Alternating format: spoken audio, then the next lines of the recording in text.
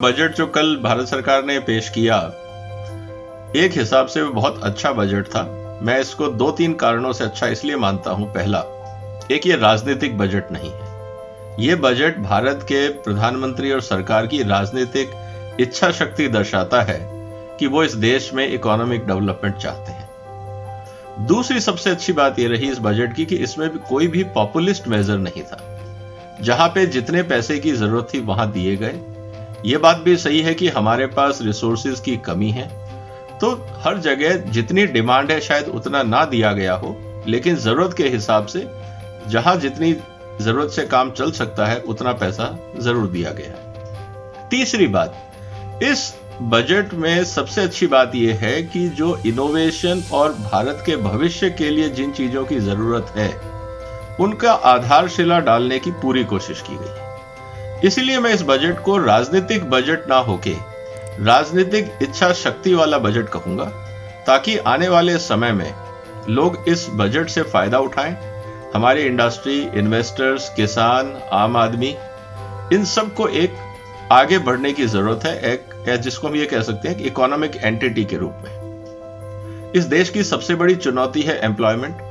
अगर यहां पे आज भी जिस तरह से इन्वेस्टमेंट हो रहा है, अगर वो होता रहा तो शायद हमारी जो एम्प्लॉयमेंट की जरूरतें वो पूरी नहीं होंगी। इसीलिए इंफ्रास्ट्रक्चर में जहां सरकार काफी इन्वेस्ट कर सकती है वहां पे पूरा जोर था। जो बैंकों की तरफ से एक रेजिस्टेंस रहता था एनपीएस को लेके, एक बैड बैंक का जो प्रोविजनिंग था, उससे बैंकों के कामकाज में सुधार आएगा, उनकी एफिशिएंसी बढ़ेगी। तो मुझे लगता है कि काफी इजी और फास्ट वे में क्रेडिट अप्रूवल्स भी होंगे, जिससे इन्वेस्टमेंट बढ़ेगा। छोटी कंपनियों के लिए जो डेफिनेशन चेंज की गई है उससे उनको अपनी टेक्नोलॉजी अपग्रेडेशन में सुविधा मिलेगी। और सबसे अच्छी बात है स्किल डेवलपमेंट को लेके, कि जिस तरह से भारत बाकी देशों के साथ मिलके अपने यहाँ पे उनकी जरूरत के हिसाब से अपने यहाँ पे स्किल डेवलपमेंट सेंटर बनाएगा, इसका असर भारत की इंडस्ट्री और मैन पावर पे भी पड़ेगा। इसका मतलब यह है कि हमारे मैन पावर को इंटरनेशनल लेवल की स्किल रिक्वायरमेंट्स भी डेवलप करने का मौका मिलेगा, और वो भारत की और दुनिया की जरूरतें भी हैं। उसके अलावा अगर मैं ये देखूं कि कृषि के अंदर एफिशिएंसी की जरूरत है, बहुत सारी जगह पे डिजिटाइजेशन की जरूरत है, फेसलेस टैक्स रिजोल्यूशन की जरूरत है, बहुत सारी चीजें हैं जहां पे टेक्नोलॉजी का प्रवेश होगा।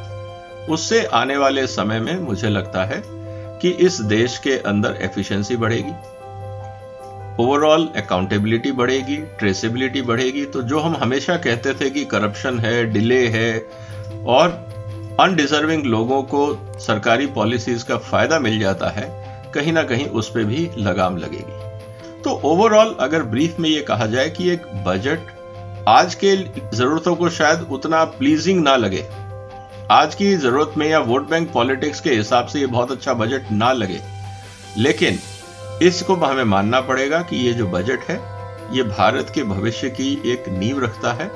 और आने वाले समय में ये अब हमारे ऊपर है कि हम इस बजट के प्रावधानों से कैसे उसको इंप्लीमेंट करते हैं, कैसे उसको हम आगे लेते हैं।